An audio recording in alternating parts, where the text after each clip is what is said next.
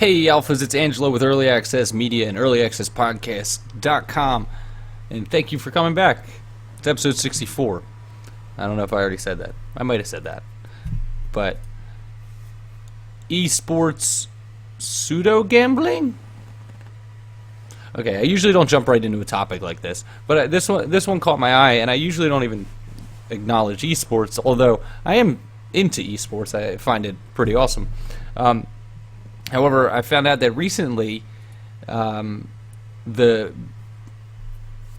not really a gambling site, it's more of a contest site called Draftkings.com.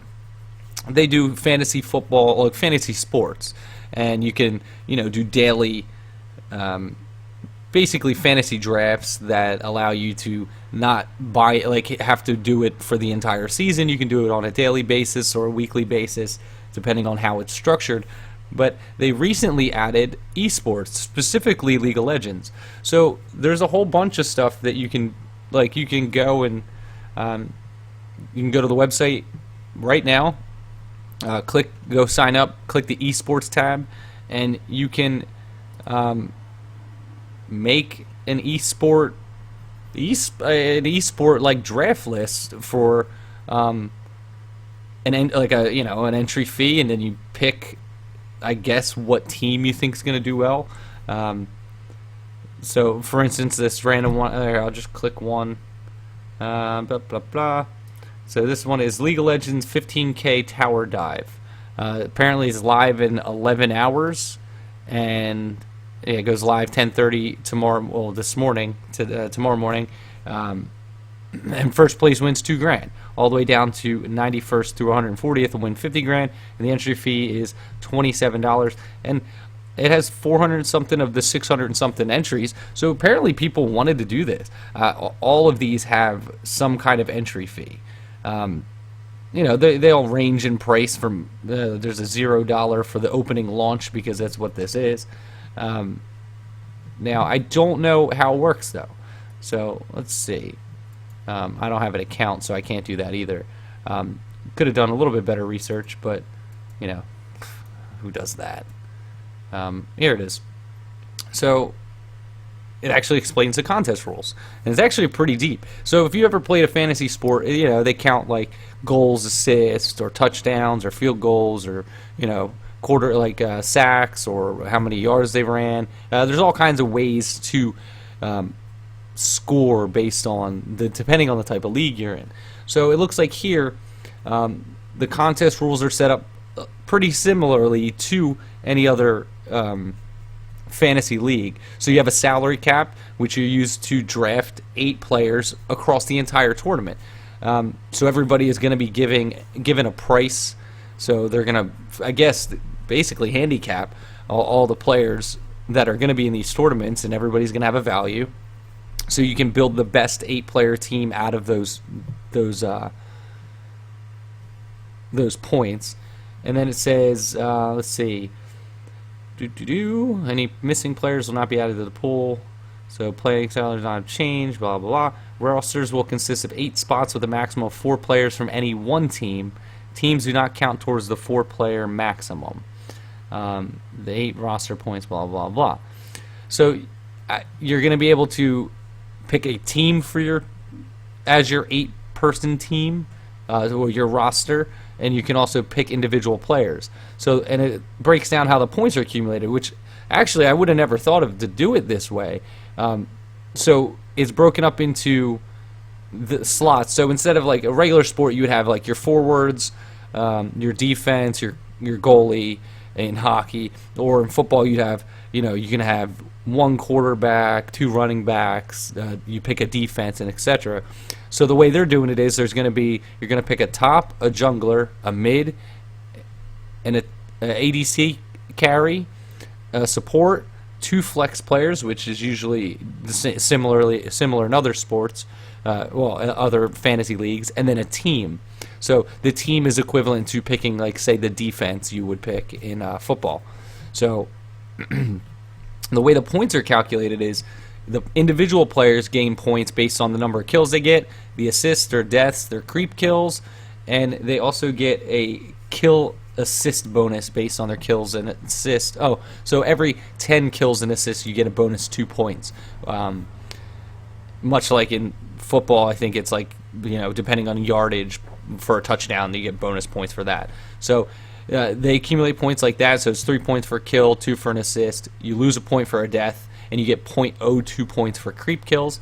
And then the team scores are calculated based on how many turrets, dragons, the Baron, First Bloods, wins under 30 minutes. Like, they all have point scores as well. I think this is really neat. I think they're doing something with esports that allows people to gamble. I mean, realistically, it's how well you know the sport. It's less gambling and more just knowledge. There's luck involved too, much like any game. But I think it's pretty cool. It's not that expensive to join in. It gives you more incentive to watch it, other than just the enjoyment of it. But it allows you to like compete with your fellow gamers that are also into this. I don't know. It's pretty interesting. And at first, I thought it was going to be kind of silly, but as I read more into it, it's actually really neat. So go check it out. If you're of age, first of all, if you're of age, go check it out. You can find it at Draftkings.com, and then there's like a little esports tab, which makes me believe that at some point they're going to be doing something that's not just League of Legends. Right now it seems, let me scroll down this list here. All I see here is League of Legends, but it seems like at some point they plan on adding other types of esports. I could see that kind of point breakdown with work with something like not Call of Duty, Counter-Strike, or an equivalent first-person shooter, like a team-based shooter like that. I don't know. Go check it out. It seems pretty awesome. So other than that, I've only played 2 games since the last episode. Again, I've been playing Destiny, and everybody's playing Destiny right now. But I just wanted to say that I'm excited because I just finished beating. Did I never open this tab? I never opened a tab. I just finished getting the Black Spindle exotic sniper rifle, which I just wanted to bring up because it's something that they did that's pretty interesting, and they hid this quest. It's like a special quest inside of one of the daily missions. So this is the second time that it's come up since it was found, and what it is it's a regular daily mission. It's a little bit harder that they change every day, but what happened was somebody found out that if you got to a certain point without dying or wiping the raid, a door would be open, and you could veer off from your regular path and trigger a secondary encounter. The secondary encounter, however, is extremely difficult. It takes an entire team of 3 people, and it's different. I mean, it's very hard. It's coordinated. You gotta be on top of your shit to do it. But I finally got it done after multiple attempts with a group of people that I found online through the Destiny forums, and it was satisfying. And I think hiding stuff like that inside of Quest is pretty awesome. I've been enjoying the hell out of this game, and if you put it off until now, I highly recommend checking it out.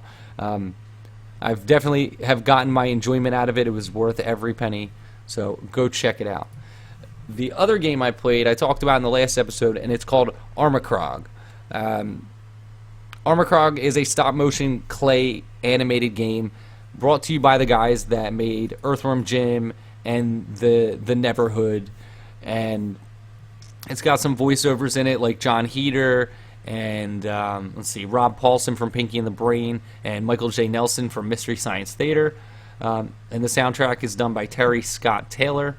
So I got a key for this game from the developer, from a PR guy that I work with, and I played about an hour of it. I find it super charming. It's a point-and-click adventure. You play as a little alien clay guy, and you have a little blind alien dog. You're Tommy Knot, and the dog is Beak Beak, and you click and move them independently of each other, or if you're controlling the main character, the dog will follow you. And it's what you expect. It's a point and click adventure. You're solving puzzles. It's a lot of logic puzzles. However, some of it's a little bit slow, and the soundtrack doesn't play like they tout this guy as being like, we got this soundtrack from this guy, but like it doesn't really play in the background. It's a lot of like just silence for a lot of the game, which is kind of disappointing. I haven't run into any of these problems, but it seems like other people have. I've been reading through some of the negative reviews. But, I mean, it doesn't have too many. So it's 72% out of 99 reviews so far. It's $25, I should mention that. Or you can get the digital deluxe version, which is $30 with the soundtrack. So you save $5 from buying them separate. So anyway, so it's a fun game, though. You're clicking around. You're solving puzzles. But lost my train of thought there. That's what I was talking about. So the people that are complaining about it seem to be Kickstarter backers that bought into the game expecting it to be a little bit grander or a little bit closer to the Neverhood as far as the type of sense of humor and everything, and like the world. I could see that being a problem, especially if you had backed it before, you had backed it thinking it was something that it turned out to not be. I don't know how much of that is expectation and because you were so hyped up on having backed it through crowdsourcing. A couple people also said they ran into some bugs. I haven't run into any bugs yet. I'm only an hour in, and it seems like the average completion time is somewhere between like 6 and 7 hours. So hopefully I don't run into any bugs, but I haven't had any problems personally. I would recommend it though. I think at 6 or 7 hours, the puzzles I've done so far, albeit some of them are a little bit, off the wall, but one in particular towards the end. If you go watch the video, I recorded about an hour of first look, and there's a puzzle towards the end that I don't want to spoil. But it was just very slow. Maybe I just wasn't grasping the actual way to solve the puzzle, but I kind of like brute forced my way through it, and I figured it out. But it kind of like just ground down the experience at that moment. I think a game looks beautiful though. I love claymation. Nightmare Before Christmas is one of my favorite films. That uses that art style, though that medium. And, it's a lost art, and there's not too many people doing it, especially as well as this. And to see it in a game like this again, harkens back to my childhood with Sega and Earthworm Jim, and I love that game. It was one of my favorite games growing up. And again, it was the quirkiness, the humor, the art style that really drives these types of games. So I would recommend checking it out, but just don't put your expectations too high.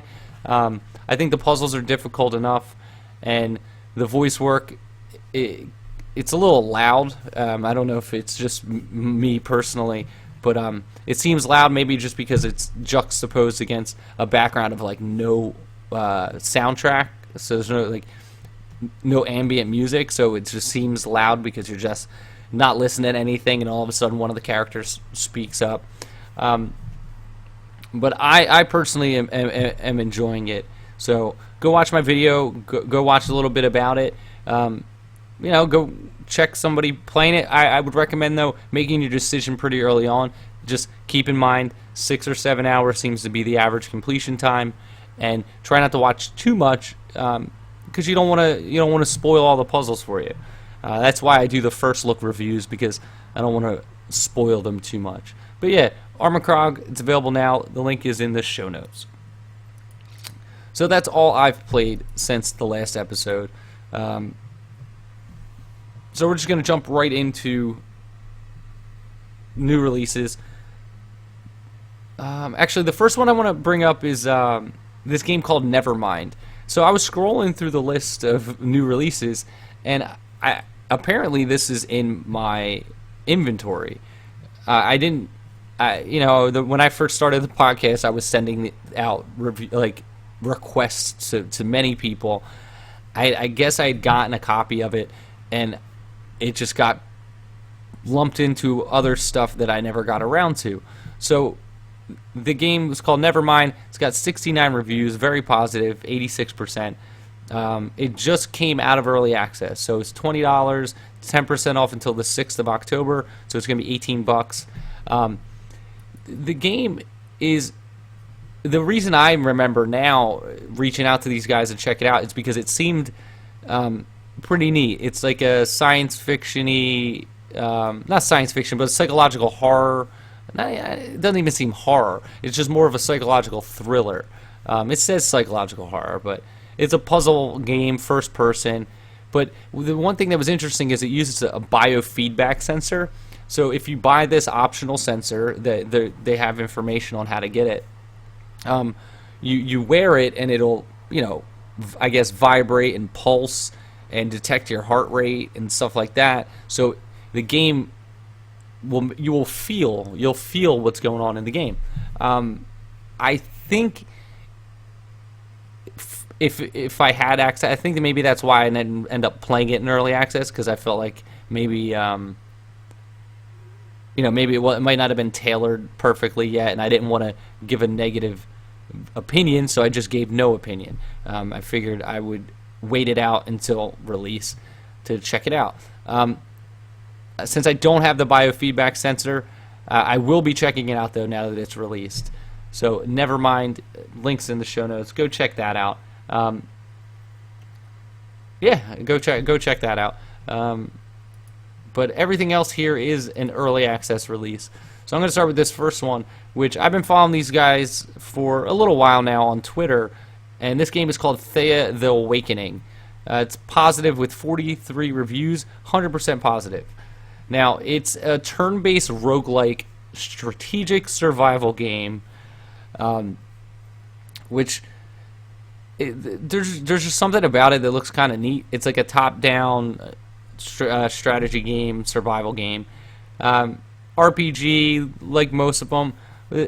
There's just something about the way it's designed that's interesting. It reminds me of it's fantasy. It's a fantasy game, and there's just I don't know. There's just something interesting about the way it looks. It seems to have a lot of story for this kind of game. It's a little bit on the expensive side for an early access title. However, I think that's why you're getting so many positive reviews, because the people are buying it because they want to buy it. It looks incredibly deep already. It's $20, but 10% off until the 5th of October for $18. So go check that out. They seem super dedicated. They're very active on Twitter, constantly posting stuff. There's a lot of information about the features in the game, what's coming out. Do I have a timeline up? Doesn't look like they have a timeline up, but they do explain a lot about what's in the game, what to expect from the game. It looks pretty neat. If you like roguelike RPGs, I think this is going to be a really good one, just basing that off of what I've seen so far. Alright, next game, Lost Moon. Lost Moon looks adorable. So it's only got one review and it's positive. It's $8. It's in early access, and it's a cute little platformy pixel art game that you play as a little astronaut, and it's a Metroidvania style game. So you're going to be moving around through different zones. You're going to be making your back. You're going to get new items to go further and then move back. If you like Castlevania, Metroid, like the Metroidvania style game, I think for $8 it looks adorable. The videos, like the trailer on the website, on Steam, looks amazing. It just looks like a cool little game. And for $8, as long as it functions and sets out and accomplishes what it sets out to be, which is a Metroidvania style game, I think the art style works, and I think the character design works. So for $8, you could get worse for $8. Like if you're looking for another Metroidvania game. All right, which one of these do I want to talk about next? All right, this game is called Epistory Typing Chronicles. Now, I don't understand like I tried to watch the trailer earlier. It's a little 3D world. You're riding around. It's an action adventure game. I don't know where the typing chronicles come from.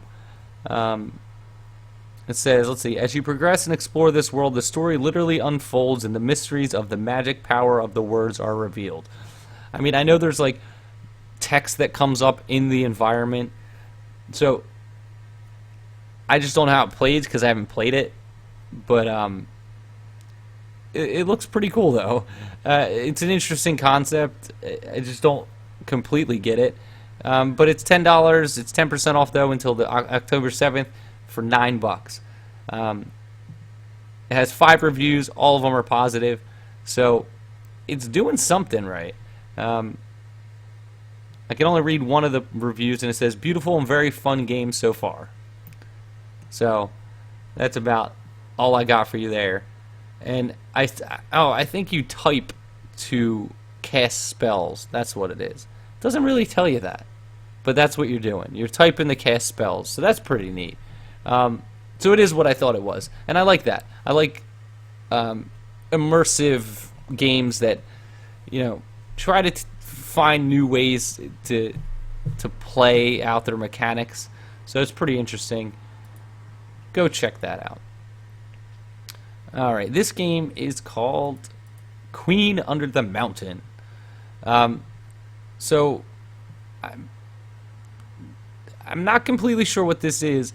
So it's got 3 reviews. They're all positive. It's expensive. It's $30, but it's 15% off for $25.50. And they say they've been doing a private beta or alpha for several months, and I guess they want to make sure that the right people are playing their game. And it says it's a sim game where you have to build a subterranean housing for your dwarves. Oh, okay, so it's a sim game. It says grow food, craft tools, brew beer, watch as your dwarves build workshops and bedrooms and farms, train and warriors and raise your throne. So it's a simulator. It's a fantasy style simulator, a little pixel art style simulator.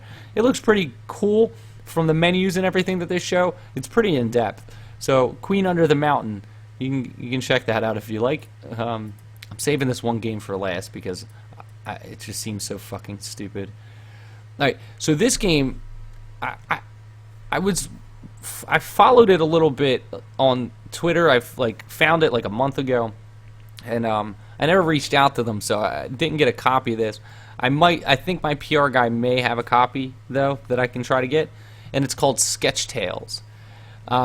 So it's a drawing sandbox game. It's got 31 reviews, 90% positive. It's $10 in early access, and from what I gather is you draw the items you need, kind of like the DS game. I can't think of it off the top of my head. However, it's a first-person game, and this is like a devlog video.